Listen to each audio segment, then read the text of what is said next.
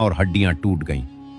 मुख्तार सक्फी ने उन तमाम 10 अफराद को, जिनके नाम तारीख में महफूज हैं, चुन चुन कर गिरफ्तार किया और हुक्म दिया कि उनके हाथ और पांव जमीन पर लोहे की मीखों से ठोंक दिए जाएं।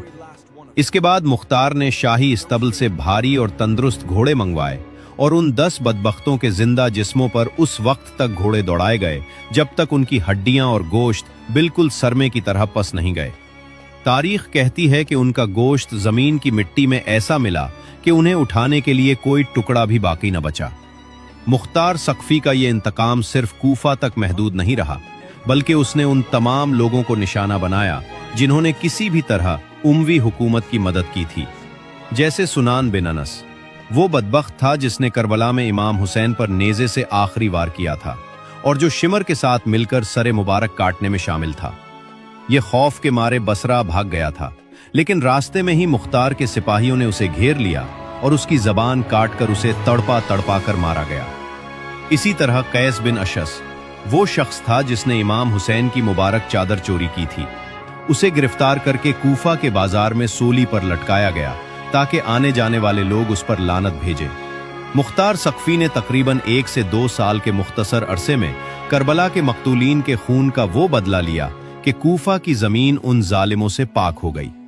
रिवायात में आता है कि जब भी किसी बड़े कातिल का सर कलम होता, मुख्तार उसे एक वफ्द के जरिए मदीना मुनव्वरा में हजरत इमाम अली ज़ैनुल आबिदीन की बारगाह में भेज देते।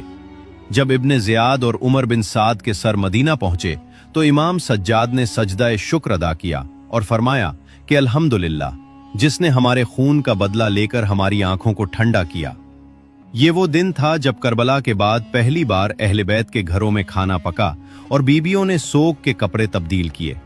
अगरचे मुख्तार सक्फी का अंजाम भी बाद में सियासी जंगों में शहादत पर हुआ, लेकिन उन्होंने तारीख का वो अहम तरीन फरीजा अंजाम दे दिया था जिसकी जरूरत थी।